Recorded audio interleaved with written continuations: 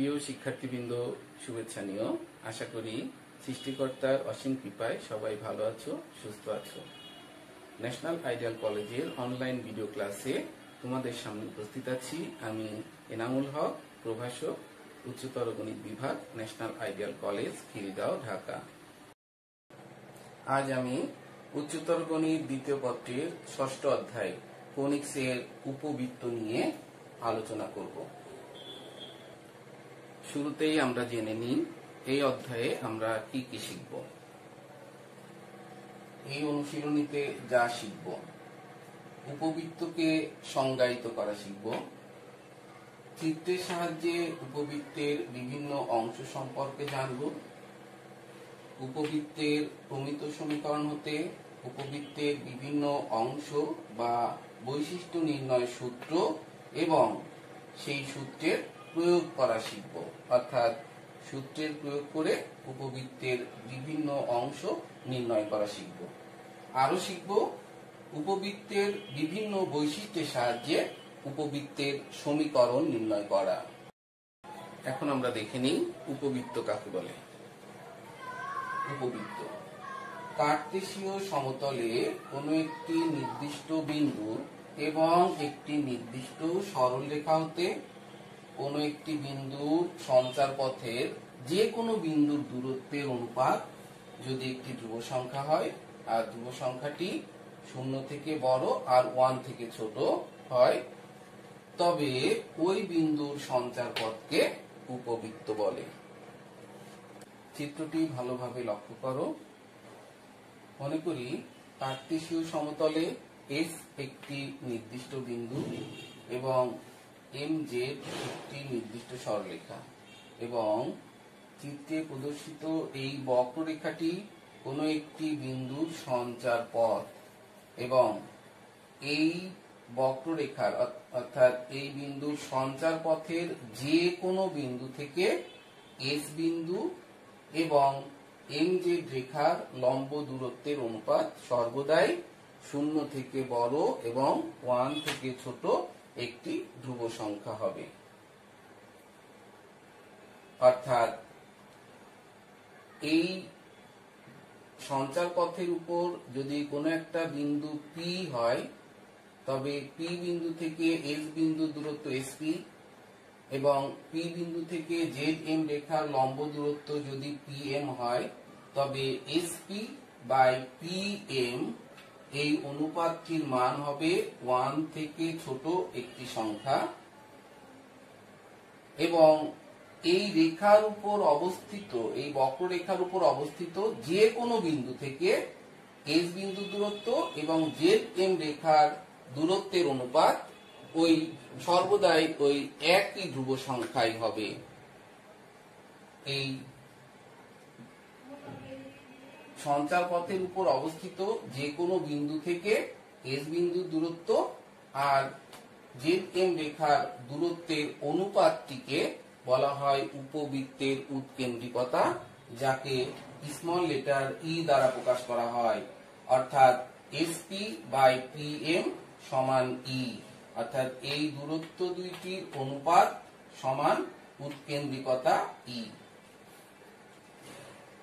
এই নির্দিষ্ট বিন্দুটিকে বলা হয় উপবৃত্তের উপকেন্দ্র এবং এই নির্দিষ্ট রেখাটিকে বলা হয় উপবৃত্তের দিকাক্ষ বা নিয়ামক।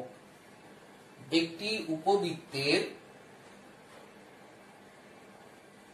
2 জোড়া উপকেন্দ্র এবং দিকাক্ষ থাকে। অর্থাৎ এই উপকেন্দ্র এবং দিকাক্ষ ব্যতীত আরো একটি উপকেন্দ্র এবং দিকাক্ষ আছে, অর্থাৎ আরো একটি নির্দিষ্ট বিন্দু এবং নির্দিষ্ট রেখা আছে, যে বিন্দু এবং রেখা হচ্ছে S প্রাইম এবং M প্রাইম Z প্রাইম। অর্থাৎ এই বক্ররেখার উপর অবস্থিত যে কোনো বিন্দু থেকে S প্রাইম বিন্দু এবং Z প্রাইম M প্রাইম রেখার দূরত্বের অনুপাতও সর্বদাই এই একই ধ্রুব সংখ্যাই হবে। অর্থাৎ একটি উপবৃত্তের উপকেন্দ্র 2টি S এবং S প্রাইম, নিয়ামক রেখা 2টি ZM এবং Z প্রাইম M প্রাইম। উপবৃত্তের এই উপকেন্দ্রদ্বয় যোগ করলে যে রেখা পাওয়া যায় সেই রেখাটিকে বলা হয় উপবৃত্তের বৃহৎ অক্ষ, অর্থাৎ এস এস প্রাইম এই রেখাটি হচ্ছে উপবৃত্তের বৃহৎ অক্ষ। বৃহৎ অক্ষটি উপবৃত্তটিকে দুইটি বিন্দুতে ছেদ করবে, এ বিন্দু এবং এ প্রাইম বিন্দু। এই এ এবং এ প্রাইম বিন্দু দুইটিকে বলা হবে উপবৃত্তের শীর্ষবিন্দু, অর্থাৎ একটি উপবৃত্তের শীর্ষবিন্দু দুইটি। উপকেন্দ্রদ্বয়ের মধ্যবিন্দু অথবা শীর্ষবিন্দু দ্বয়ের মধ্যবিন্দুকে বলা হবে উপবৃত্তের কেন্দ্র। এস এস প্রাইম এর মধ্যবিন্দু যদি সি বিন্দু হয় বা এ এ প্রাইমের মধ্যবিন্দু যদি সি বিন্দু হয়, তবে সি হচ্ছে এই উপবৃত্তটির কেন্দ্র। এখন উপবৃত্তের কেন্দ্র দিয়ে বৃহৎ অক্ষের উপর যদি একটি লম্ব রেখা অঙ্কন করা যায়, তবে এই লম্ব রেখাটিকে বলা হবে উপবৃত্তের ক্ষুদ্র অক্ষ। তাহলে আমরা দেখলাম উপবৃত্তের অক্ষ দুইটি, একটি হচ্ছে বৃহৎ অক্ষ আর একটি হচ্ছে ক্ষুদ্র অক্ষ। বৃহৎ অক্ষের উপরে উপকেন্দ্র এবং শীর্ষবিন্দু অবস্থিত, আর ক্ষুদ্র অক্ষের উপর শুধুমাত্র কেন্দ্র অবস্থিত। বৃহৎ অক্ষের উপর কেন্দ্র অবস্থিত অবশ্যই। এবার উপবৃত্তের উপকেন্দ্র দিয়ে যদি বৃহৎ অক্ষের উপর একটি লম্ব রেখা অঙ্কন করা যায়, তবে এই লম্ব রেখাটিকে উপকেন্দ্র বিন্দু দিয়ে অঙ্কিত বৃহৎ অক্ষের উপর অঙ্কিত লম্ব রেখাটিকে বলা হবে উপকেন্দ্রিক লম্ব। এই রেখাটি উপকেন্দ্রিক লম্ব। একইভাবে এই উপকেন্দ্র দিয়ে যদি বৃহৎ অক্ষের উপর লম্ব রেখা অঙ্কন করা যায়, তবে এটাও উপকেন্দ্রিক লম্ব, অর্থাৎ একটি উপবৃত্তের উপকেন্দ্রিক লম্ব দুইটি। এই চিত্রের সাহায্যে আমরা একটি ইনফরমেশন পেয়েছি, একটি তথ্য পেয়েছি। কি সেটা?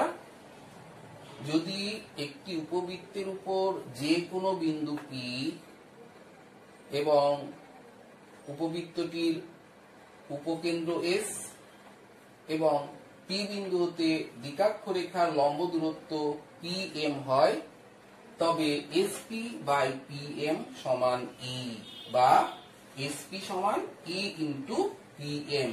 এই তথ্যটিকে আমাদের গণিতে অঙ্কের সমাধান করতে সূত্র হিসাবে ব্যবহার করতে হবে। অতএব খুব ভালোভাবে এটা আমরা মনে রাখবো, এসপি বাই পি এম সমান ই, এটি একটি সূত্র।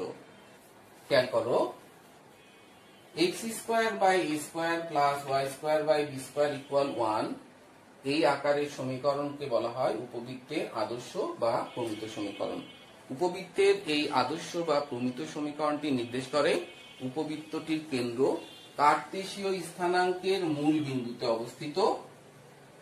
দুইটি চিত্রে ভালো করে খেয়াল করো, কেন্দ্র কার্তেশীয় স্থানাঙ্কের মূল বিন্দুতে অবস্থিত এবং উপবৃত্তের বৃহৎ অক্ষ স্থানাঙ্কের অক্ষের উপর, কোন একটি অক্ষের উপর অবস্থিত। এখন হতে পারে বৃহৎ অক্ষ এক্স অক্ষের উপর অবস্থিত, আবার বৃহৎ অক্ষ ওয়াই অক্ষের উপরেও অবস্থিত হতে পারে। এটা নির্ভর করবে এ এর মানের উপর, এ এবং বি এর মানের উপর। যদি এ এর মান বি এর মান থেকে বড় হয়, অর্থাৎ এ গ্রেটার দেন বি হয়, তবে উপবৃত্তটির বৃহৎ অক্ষ এক্স অক্ষের উপর অবস্থিত হবে। আর যদি বি এর মান এর মান থেকে বড় হয়, তবে উপবৃত্তটির বৃহৎ অক্ষ কার্তেশীয় স্থানাঙ্কের ওয়াই অক্ষের উপর অবস্থিত হবে এবং সব ক্ষেত্রেই কেন্দ্র মূল বিন্দুতেই থাকবে। তাহলে আমরা দেখলাম যে x square by a square plus y square by b square equal 1 এই উপবৃত্তের কেন্দ্র মূল বিন্দুতে অবস্থিত এবং এর মান যদি বি এর মান থেকে বড় হয়, তবে অক্ষ বৃহৎ অক্ষ এক্স অক্ষের উপর অবস্থিত এবং এর মান যদি বি এর মান থেকে ছোট হয়, তবে বৃহৎ অক্ষ ওয়াই অক্ষের উপর অবস্থিত। এবার আমরা উপবৃত্তের প্রমিত সমীকরণ থেকে উপবৃত্তের বিভিন্ন অংশ নির্ণয়ের সূত্রগুলো দেখে নিই। X square by square plus y square by b square equal 1 উপবৃত্তের এ গ্রেটার দেন বি হলে কেন্দ্রের স্থানাঙ্ক 0 0, এ লেস দেন বি হলে কেন্দ্রের স্থানাঙ্ক 0 0, এ গ্রেটার দেন বি হলে উপকেন্দ্রের স্থানাঙ্ক প্লাস মাইনাস এ ই কমা 0, এ লেস দেন বি হলে উপকেন্দ্রের স্থানাঙ্ক 0 কমা plus minus b e. A greater than b হলে শীর্ষবিন্দুর স্থানাঙ্ক plus minus a, 0, a less than b হলে শীর্ষবিন্দুর স্থানাঙ্ক 0, plus minus b। a greater than b হলে উৎকেন্দ্রিকতা e সমান √a square minus b square by a square. a less than b হলে উৎকেন্দ্রিকতা e সমান √b square minus a square divided by b square.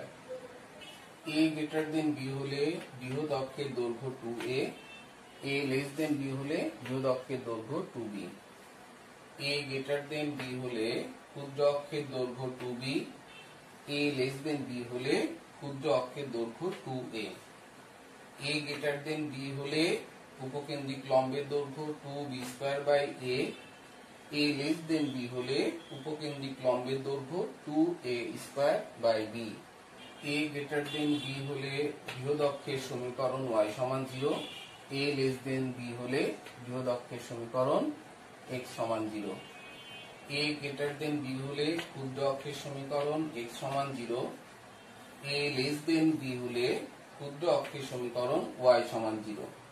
a greater than b হলে উপকেন্দ্রিক লম্বের সমীকরণ x সমান plus minus ae, a less than b হলে উপকেন্দ্রিক লম্বের সমীকরণ y সমান প্লাস মাইনাস be।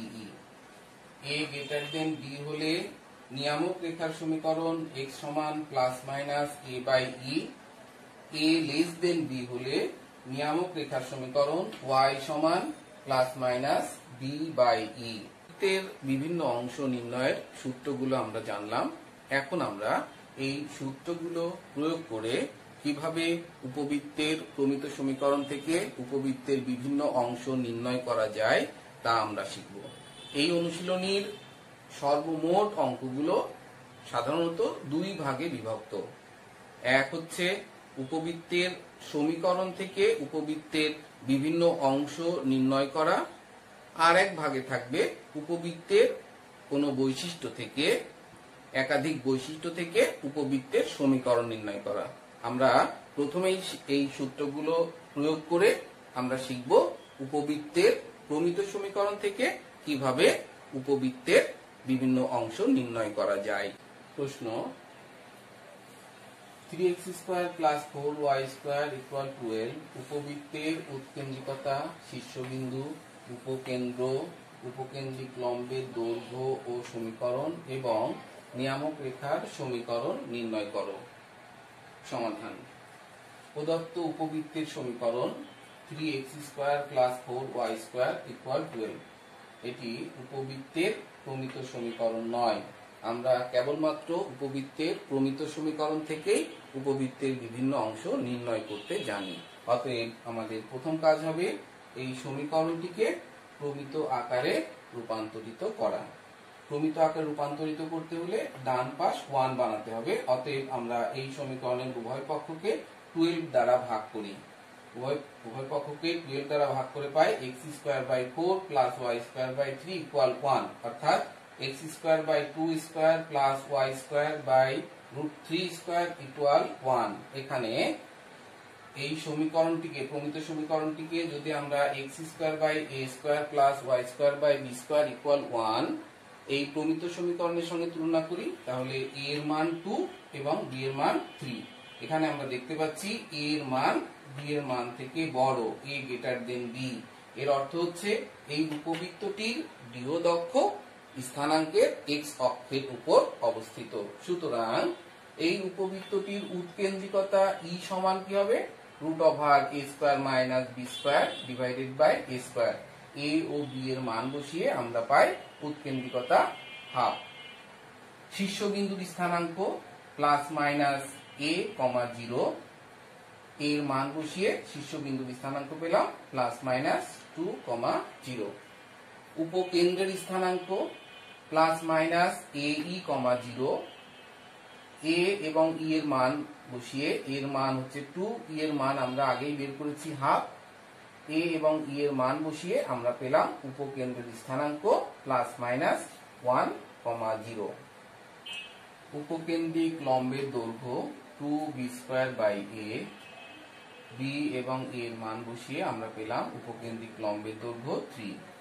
উপকেন্দ্রিক লম্বের সমীকরণ x সমান প্লাস মাইনাস এ এবং ই এর মান বসিয়ে আমরা পেলাম উপকেন্দ্রিক লম্বের সমীকরণ x সমান প্লাস মাইনাস 1 এবং নিয়ামক রেখার সমীকরণ x সমান প্লাস মাইনাস a বাই ই। এ এবং ই এর মান বসিয়ে আমরা পেলাম নিয়ামক রেখার সমীকরণ x সমান প্লাস মাইনাস 4। কিছুক্ষণ আগেই আমরা দেখেছি x square by a square plus y square by b square equal 1।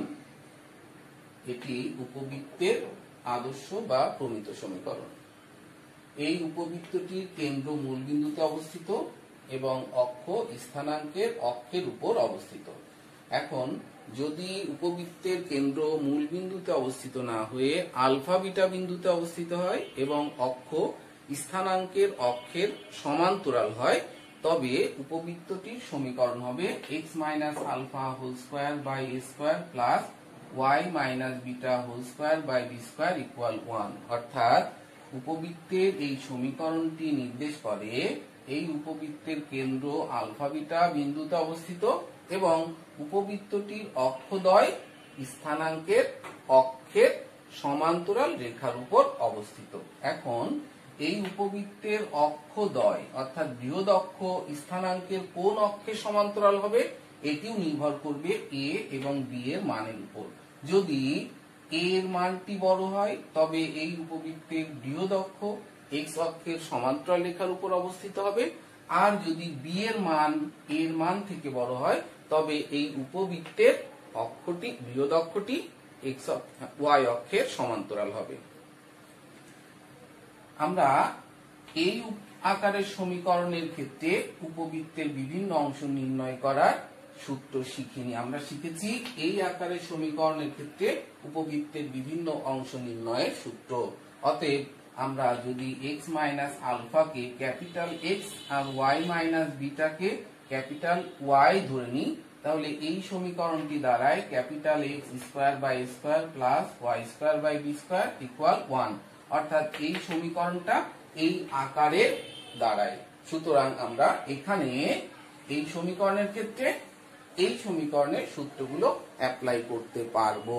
তবে এই ক্ষেত্রে এই সমীকরণের ক্ষেত্রে এই উপবৃত্তের